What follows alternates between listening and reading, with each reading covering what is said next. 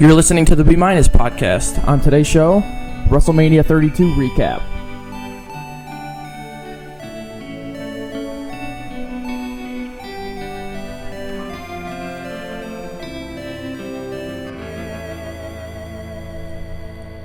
The M1nus podcast starts right now.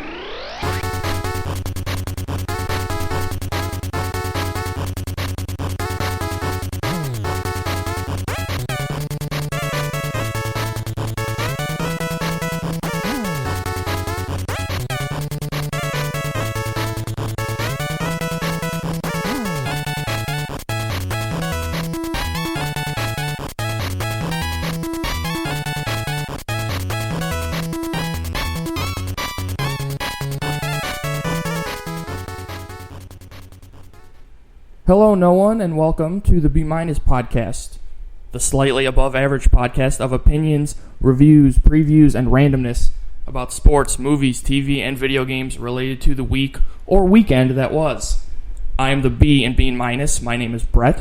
Welcome to the M1nus podcast. Let's have some fun. On today's show, we're going to recap Wrestlemania 32 from last night. It was, I'd call it a little bit less spectacular than WrestleMania's 30 and 31, but it was still pretty entertaining from time to time.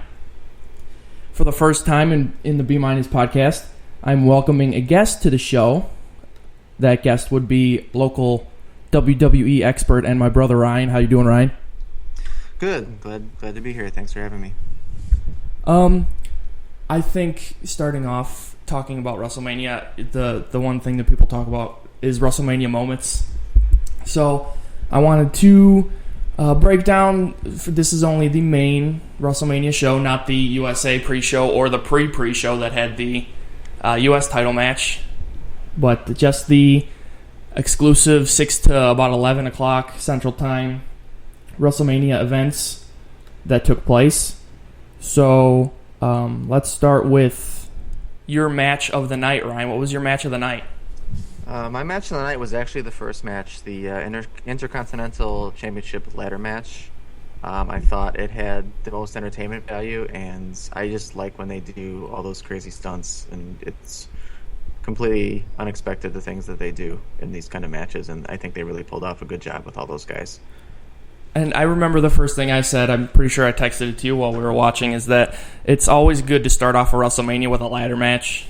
I don't know why, but it gets everybody into it. The crazy stunts, the amount of people that are usually in a ladder match, and the fact that it was for a title really kind of added a little bit of value and got people pretty excited for the match. Yeah, I mean, I was glad they started with it. It really engages the fans right away. There's no slow lead in, and it was a great match in my opinion. And there were some pretty obscure characters in that match. When you see Stardust walk out from the fifth dimension, it's you know it's going to be pretty exciting. And he even pulled a pretty cool Dusty Rhodes ladder out from underneath the underneath the ring, and that was pretty cool call out to his dad, Dusty Rhodes there. Yeah, all the characters in that match were pretty interesting. I think what also helped with this being my match of the night was the fact that you had texted me towards the start of the match, what if Zack Ryder wins? Yeah, it's funny because you always, when you see Zack Ryder, the woo what is it? You know it, yeah. You woo, yeah. You know it. It's fun. It's funny. He's a funny character. They've never really done much with him, and I really enjoyed the fact that they didn't just say, "Hey, Miz has held the title before. He's actually been Intercontinental Champion for a few times, so let's just give it back to him, and maybe people will start to like him again." No, they went different. They went Zack Ryder, and I think people really bought into it. It was really exciting to see. Yeah, I think it was really out of left field. I don't think anybody expected Ryder to actually win the match. Me going into it, I thought he would have been the last pick if I were actually picking who I thought was going to win. My last pick is Stardust in any match that he's in. Yeah, I guess that's true. But I was really thinking Sami Zayn was going to win just because everyone's been wanting him to come up, and the whole thing with him and Kevin Owens has been good. Yeah, that could build on something though. Kevin Owens is a pretty hateable character, and Sami Zayn's got the coolest intro song probably in WWE now. Yeah, and it was just the way they do those ladder matches, where at any moment you think anyone can win. At a point it seemed like Dolph Ziggler could win. At a point Kevin Owens was up there, Sami Zayn got up there, and then The Miz goes up there, and I think, oh, The Miz is actually going to win, and then he starts to showboat, and whenever someone starts to showboat, they're actually not going to win. Yeah, that was pretty funny. In my opinion, it was just kind of a good little moment to kind of get fans to boo The Miz, and all of a sudden, hey, Zack Ryder's going to come out of nowhere. If anybody was going to come out of nowhere, I thought it would have been Kevin Owens again, just so he could retain. But the fact that it was Zack Ryder made it kind of different and cool. I'm going to go with my match of the night, and this was kind of a tough one for me. I was a little disappointed in Ambrose versus Lesnar. The championship match at the end of WrestleMania was good, but I don't think it was the best. And I think the best match of the night was just based on the nostalgia of it all, was Shane versus The Undertaker.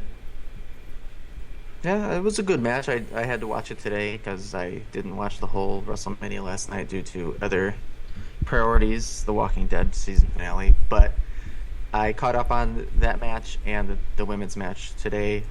That Hell in a Cell match with Undertaker and Shane McMahon was very entertaining, as I thought it would be. And, of course, some crazy shit happened and people got hurt. But luckily, nothing really bad happened, and they pulled off all the stunts they were trying to pull off. Yeah, the real question was Shane being carted off on the stretcher part of the act, or could he have really injured himself when he fell on the table? What it looked like when I was watching when he fell on that table was that there were definitely like air mattresses or airbags underneath that table that kind of softened the blow. Didn't look like that table went straight to the floor. Okay, yeah, I don't usually pay attention that closely to things like that. I just think that those tables are made for things like that. So I think the stretcher was probably a thing that they needed to do just for safety purposes. But it was obviously, it's also part of the act too. So right, and there was the coolest moment of that match, which we'll get into moments of the night, but the coolest moment of that match to me wasn't him jumping off the top of the cage. It was Undertaker taking him, grabbing his face, and saying, "Hey man, good job, good effort, but I got a tombstone you here to finish it off." Yeah, I thought that was cool. It reminded me of Shawn Michaels versus Ric Flair in Ric Flair's last match. It was something like that, another WrestleMania moment. So very entertaining. Okay, so speaking of moments, I think now's a good time to go to moment of the night. I'm going to start with, I have multiple moments of the night. It's my show. I can do whatever I want. I'll pull Chris Berman when he does top 10 and he actually has like 20 plays. My first moment, there were two moments that really just, that made me scream, actually like outwardly audibly yell when they happened. And the first one of the night was when John Cena came out to join The Rock against Bray and his goons. Because I was thinking, somebody's got to come back. One of these two injured guys, either Rollins or Cena, and it was Cena. Whether or not he's going to actually be back to wrestle, or if he just came back because he's healthy enough to do what he did just for one night and get people hyped with the Rock. It was cool. That was one of my favorite moments, just because I actually kind of enjoy John Cena when he comes out. He's a good entertainer. Whether or not people like him or dislike him, I kind of like the way he performs. Yeah, that was a good moment. I think I did catch that one live after I was done watching Walking Dead. It was, I think I yelled out an audible too, like, "Oh no!" And I like John Cena too. He's very entertaining. I just love the fact that the crowds are always split 50-50 with people who like him and people who don't. And I think that's what makes him a good character. And there's always some kind of interest with him, either positive or negative. And even though some of that stuff is negative, he embraces the negative too. He loves the John Cena sucks chant to his music. He's like, let's hear it. It's just he can't avoid it. He's not going to be that guy to tell people to shut up because he's not supposed to. But that was one of the cooler moments. Do you have 1, 2 moments, anything that stuck out to you really? I think that was probably my number 2 moment, was The Rock and John Cena.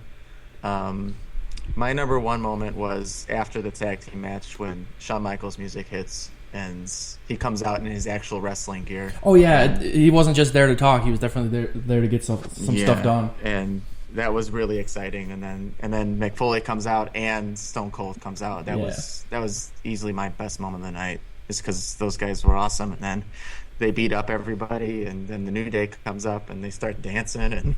And you said to me, if Stone Cold starts shaking his butt, I'm going to lose it. And he starts dancing, and then he hits Xavier Woods with the stunner. So that is true to his colors. That's a backup moment really for me, was Stone Cold hitting that stunner on Xavier, because the way Xavier sold that stunner, I texted to you. You didn't really see it that well, but he basically bounced all the way back off the mat and kind of just jumped backwards. It was hilarious the way he was kind of able to bounce off that stunner.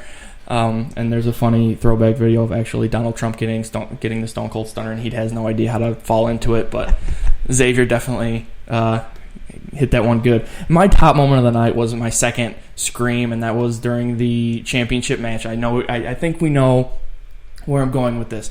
Stephanie McMahon starts to interfere. She actually jumps in the ring, and the one thing I said was somebody's going to accidentally slap her. I thought she was going to get hit with an arm. All of a sudden, Roman Reigns comes out of nowhere with a spear. Doesn't hit the ref, doesn't hit Triple H, hits Stephanie McMahon with a spear. And that was the first time I've heard people cheer for a Roman Reigns move in a really long time. Yeah, that was pretty awesome. Obviously, you think when she's in there, something is going to happen to her, or she's going to interfere with the match in a way that helps Triple H, and then she gets blasted by Roman Reigns, and they pulled that off well too, and it shows that they're committed to shit like that. So I thought that was a pretty crazy moment. All right, we got our matches and moments out of the way. We talked enough about the Intercontinental Championship ladder match that I think we can gloss over that one once again. Hey, Zack Ryder won. It's cool. I'd like to see where it goes from here. Who's going to play his heel? Are they going to stick with Kevin Owens, but are they going to have the Kevin Owens Sami Zayn storyline take its own path? So that'll be interesting to see on Raw tonight, which starts in about 15 minutes. Yeah, I would actually willing to have a bold prediction and say that Kevin Owens wins it back tonight on Raw, because I don't see Zack Ryder holding the title for very long. I don't know what they can do with him. I'm sure I could be wrong, but Kevin Owens is such a good character that it's really weird if he doesn't have or not involved in the championship for a long period of time. Yeah, that's interesting. So the match right after the Intercontinental match was AJ Styles versus Chris Jericho. And the one thing I told you while we were watching was that I don't think AJ Styles has really deserved this main event WrestleMania match. Obviously, it wasn't the main event, but they have all these pre-shows beforehand, so technically I'll call the whole show the main event of WrestleMania. But AJ Styles showed up at Royal Rumble as number 3 against Roman Reigns. He's looked pretty good, and they started this feud where you thought they were going to be a tag team, him and Jericho, and then now they have a match against each other at WrestleMania. Jericho's another guy. I don't know if he is WrestleMania form in his WrestleMania form. He's old and flabby now. He doesn't look good at all in his outfit. No, I don't think so either. But the match didn't disappoint me. It was actually well executed. All the moves that they did, I thought Styles really went all out with all of his moves, especially the stuff off the ropes. Yeah, I think AJ Styles is a good performer.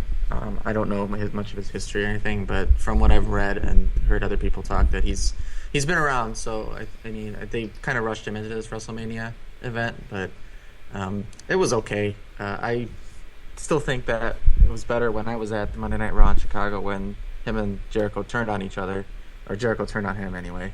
That was very entertaining. But was that when he put the shirt in his mouth? No. Oh, okay. That was. It might have been. Yeah, that might be right. Did they have a tag team match against the New Day for the title, and then he put the shirt in his mouth? It was they did. Yeah, that was a little awkward. Yeah, that was just funny. Other than that storyline did not interest me at all. Yeah, I mean, we'll see. I don't know what they're going to do with Styles next. Maybe he'll compete for the U.S. title, because the U.S. title seems to be kind of lacking a little bit. Yeah, I was reading an article today, and the guy who wrote it was saying that maybe they're turning the U.S. title into the TV-only title, where it's important on the shows and not on the pay-per-views. Yeah, maybe. So the next match after that was the tag team match, which we all thought was a title match, and it wasn't a title match between New Day and the League of Nations. I thought it was going to be 2-on-2 with Xavier just playing Francesca 2 all day, but it was actually 3-on-3, which was nice. And it even turned into a 4-on-3 because Wade Barrett got his elbow in there when the ref wasn't paying attention. It was a pretty good match. It was pretty fun. I loved the New Day and the big box of Bootios. That was pretty fun. Yeah, their entrance is always fun. The big box of Bootios and the Dragon Ball Z costumes. Oh, yeah. I totally forgot about that. Because we both couldn't remember if I had said it, but I'm pretty sure I had said it a while ago during one of the New Day appearances during Raw, or it could have even been during Fastlane, when I said they're just totally the WWE equivalent of the Ginyu Force from Dragon Ball Z, and I don't think they were necessarily dressed like them, because I think Xavier had a tail like he was just saying. But It was pretty funny that they came out like that. I don't know who suggested it, but I know Xavier's a big old nerd. It's definitely Xavier Woods. I'm pretty sure he's leading the charge with all of their storylines and gimmicks, and it's very entertaining. Yeah, it was pretty good. But that match was obviously highlighted afterwards. The League of Nations is saying, no 3 men can beat us. And then you're wondering who they're going to bring out for this. And then, like you said, Shawn Michaels, Mick Foley, and Steve Austin come out and just tear him up. And the New Day's like, hey, we're on your side. Let's start dancing. And the 2 not angry guys were like, yeah, we'll dance with you. And then Steve Austin's like, I'll give you a couple snaps and then stunner you. It was pretty funny. And then let the beer flow. Oh yeah, he crushed all 4 corners, didn't he? He went to all 4 turnbuckles and crushed a couple down, but it's mostly just foam after he knocks them both together. Yeah, it's just they'll never get old. Match after the tag match was the street fight between Dean Ambrose and Brock Lesnar. I think I don't know if the WWE is interested in Brock Lesnar anymore, just based on what they're giving him. The street fight could have been a cool match. I don't really know what they tried to do with it. I don't know if they wanted to do too much destruction before the 2 big matches of the night, because they really kind of kept it clean and just used weapons. They didn't really destroy tables. They didn't destroy barricades. They didn't go up the ramp or anything like that, which would have made for a really cool match with Lesnar and Ambrose, because Ambrose seems to want to take punishment and Lesnar likes to give out punishment. It was a good little matchup, but it kind of just fizzled out. It was a lot shorter than I thought it was going to be. It was a really short match when I kind of just watched him like, oh, it's over now. He doesn't get to hit Lesnar with the bat with the barbed wire on it. And the one cool thing was when he pulled out the fire extinguisher and shot Lesnar in the face. But everything other than that was just a bunch of kendo sticks, a bunch of chairs, and a bunch of suplexes. Yeah, well, my one note on that is Brock didn't use any of those things. It was all Ambrose. Right, yeah, that's entertaining to see Brock just like, hey, you got weapons, I'm just going to throw you back and forth. And the dude in the stands who had a sign with all the numbers of the suplexes on it was pretty funny, too. Yeah, I love that kind of stuff where this guy's in the background. And the suplex numbers was a great idea. I'm surprised no one's done it before. It's better than Paul Heyman raising his hand on how many suplexes there were. That's pretty annoying. Yeah. So, I mean, I don't know if you have anything else to say about that match. It was fun. It just didn't. At that point, I still didn't feel like it was WrestleMania. Besides the entrance of the Hall of Famers, I thought it was just kind of like it's kind of a cool Raw episode. Still, I didn't feel like it was WrestleMania. And the next matchup was the Women's Championship. Still kind of felt like Raw because the women's matches aren't. They're good. I think with these 3 wrestlers that they had in the Triple Threat Women's Championship, they're very much better technically wrestlers than some of the other women they have there, but it still just felt kind of underwhelming as far as WrestleMania goes. Yeah, I mean, I literally just watched that one before we went on here, and because I missed it last night. There were moments where I was like, why am I watching this? Because I think it was mostly Becky Lynch that was just failing at some of her maneuvers. Yeah, there was one where it was either that match or something else where there was supposed to be a slap in the face, and I completely saw the whiff. It was bad. There was just some moments that whiffed, but then there were also some moments that were pretty amazing. Charlotte doing the moonsault off the top rope. That was really good. On the floor, and some of the other stuff they did was actually really entertaining. So I think it was a decent match. It seemed that the crowd is very into it there because I think people like all 3 of them. So it was good value, and I think it was good timing during WrestleMania to do that. Yeah, and I'll speak about the new belt. I think the new belt's cool. It's basically like the opposite of the men's WWE Championship belt. It's got a white belt instead of a black belt. The background is red instead of gold or silver or whatever the World Heavyweight Championship belt looks like. So it's actually, it doesn't have wings. It's not a Divas Championship, so it feels a little bit more respectable. Yeah, the belt change is a good idea. It makes a lot of sense. And it was a good match to start off that belt. So I think the next half of the show really started to raise the bar. Even the Battle Royale was after the Shane and Undertaker match. I thought it was kind of entertaining, especially when Shaq came out. But let's go back to Shane versus the Undertaker. When Shane brought his kids out, that was really cool. I thought that the kids were trying a little bit too hard to imitate his little walk, but it still was kind of funny and a good WrestleMania moment for him to share with his family. Yeah, that was entertaining. The entrances are usually my favorite part of any of these wrestling events, just because I love the music, I love the scenery, and the entrances by the guys, and everyone has their own thing. And Having his kids come out was I think it was a good idea. I just hope that they told the kids what the outcome of the match was going to be before it happened, so they weren't like scared for their lives. Right, yeah. The stunt was predictable. Like every time they showed the highlight video of Shane, they showed him. I don't know when he did that, but he like jumped off of one of the light fixtures a while back and jumped on top of somebody into like the wooden floor. Like when they're showing that over and over again, he's jumping off the top of the cage to try and take down the Undertaker. The one thing I didn't expect was Undertaker to bail last second. I thought he was going to get hit with that, but maybe that was a little too dangerous. So they definitely just wanted Shane to take that blunt force trauma instead of Undertaker kind of, getting impaled. Yeah, I figured there was no way that Shane was going to win this match, so they had to find some way for him to ultimately lose it, and that was the major turning point in the match, was him missing that hit and crushing his own body through a table.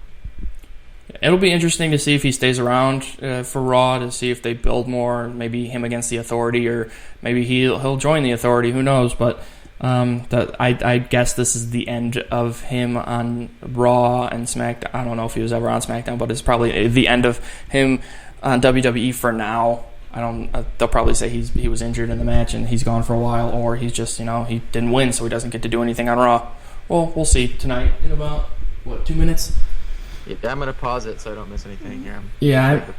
I might flip over to my browser and open it up, but if I missed the very beginning, well, so be it. The match after that, the Battle Royale, we can talk about that very briefly. I did not watch it, so I don't know anything that happened in it. I didn't have the time. They had an NXT dude win. I did hear that. I don't remember his name. Shaq came out and it was pretty entertaining. Him and the Big Show chokeslammed Kane. I think that's who it was. And he got a couple eliminations where it was just him and Big Show staring at each other, and a couple dudes thought they could take both of them on, and they got thrown over the ropes. It was funny, but other than that basically there's a big dude that wins, and it was Kane, and the NXT big dude left, and the NXT guy won. His name is Baron Corbin. Yeah, that guy. So, that was just a match to get people kind of catching their breath after Shane McMahon almost killed himself. So, I think I got one comment on Shane McMahon. I think that this match was only created because of all the injuries in WWE leading up to WrestleMania. They're missing major names like Cena and Seth Rollins and Cesaro and Neville.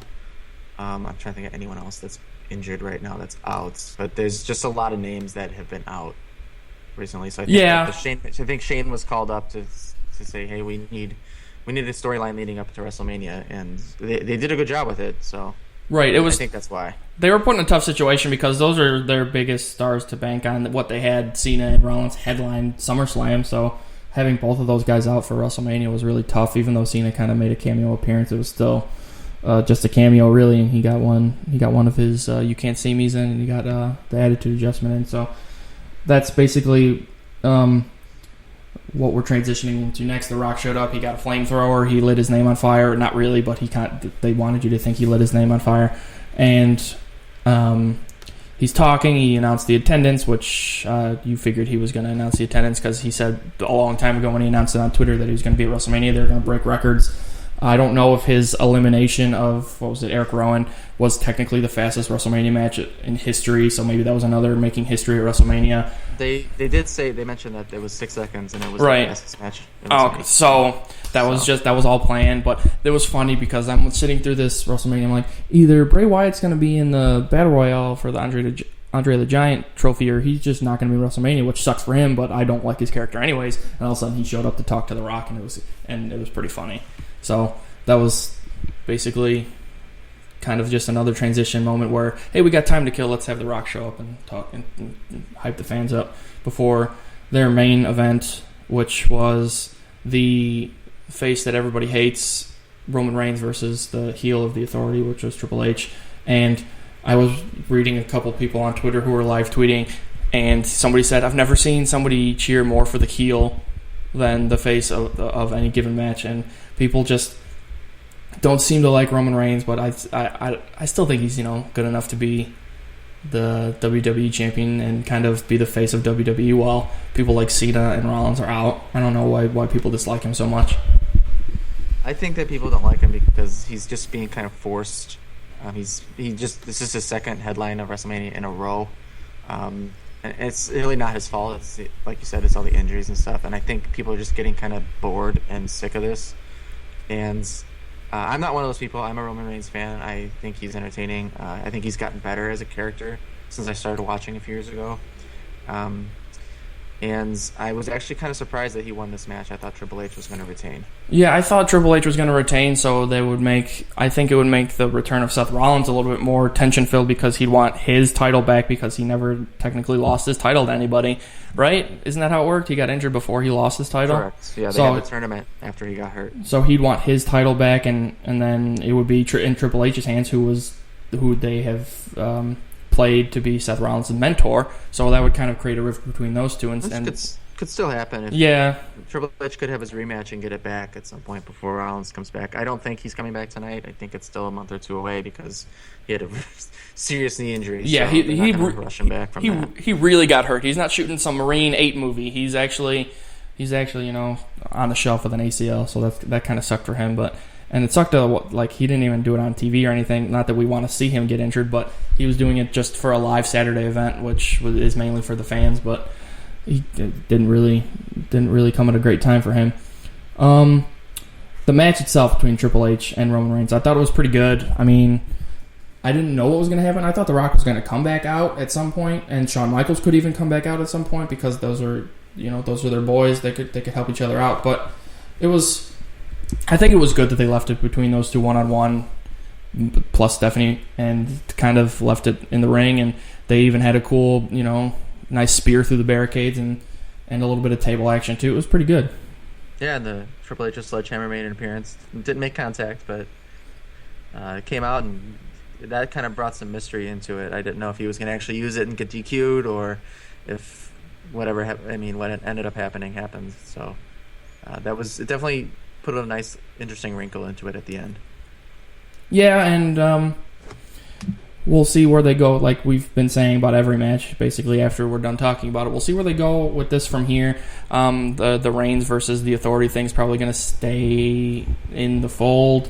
Who knows where they go from this? I'm flipping back and forth between Raw actually right now. I don't have any sound on though. It's just Mr. McMahon talking to the crowd. So I don't know what he's saying, but we'll catch up, both of us, at the time. Any other, moving forward comments about what you thought about WrestleMania 32? I thought WrestleMania 32 was pretty entertaining. I don't think it had the same spectacle as last year's WrestleMania, although last year's finale was hard to top because of the surprise and shock of Seth Rollins coming out with his Money in the Bank to start a triple threat match towards the end of the match between Roman Reigns and Brock Lesnar. That was pretty amazing. And last year also had Daniel Bryan in a ladder match, and he won that one. So I think last year's was definitely better. This was, I figured it was going to be a weak one, so my expectations weren't very high. I was still entertained and was glad I watched it. Other than that, that's about all I have to say. Yeah, I kind of basically agree with that. I even at the beginning of the podcast, I brought up the last two WrestleManias. WrestleMania 30 was really something I haven't watched it, but something you described to me, and I've seen clips and highlights and stuff like that. It was Daniel Bryan's coming out party where he got both the titles, and he had to fight in 2 matches to even win the title. So it was the end of the Undertaker streak. So it was a lot. There was a lot of stuff off of WrestleMania 30 and WrestleMania 31 that was really exciting for people. And I just, with the injuries and the lack of secondary character building, I think they kind of just were kind of banking on the 2 matches that they wanted, and they got those 2 matches that they wanted, and they were pretty good. So I think that'll do it for today's B-Minus podcast. Thanks, Ryne, for joining me. Yeah, no problem. Thanks for having me. And thank you, everyone, for tuning in. This podcast is going to be a twice-a-week podcast. I'll say that at the end of every show. Next one will be on Friday. I'll talk probably about baseball's opening week and other things that went on during the week. The Flash episode recap that I promise every Friday for this Tuesday's episode. And maybe just some more things about some of the things that'll happen in sports throughout this week. We got the regular seasons ending up for NBA and NHL, so it should be pretty exciting. I'm also on Twitch. like I had said in the past, my Twitch channel is twitch.tv/B_minus. I spell minus with a 1 instead of an I. I've been streaming MLB The Show basically, every day around this time at night. You come check me out. I do Road to the Shows. I've been doing a little Diamond Dynasty. Been doing, I quickly started a franchise with the Cubs. I don't know where I'm going to go with it, but I'll move forward with that. Make sure you rate, like, subscribe, comment, do all that good stuff that lets me know what you liked about the show, or comment even what you didn't like about the show. Just don't be a troll. I don't listen to you guys. Be a little constructive in your criticism sometimes. How about that, Internet? Be nice. Follow me on Twitter at B_minus, minus with a 1 instead of an I, _podcast. I've been Brett. Thank you very much for watching. I'm out.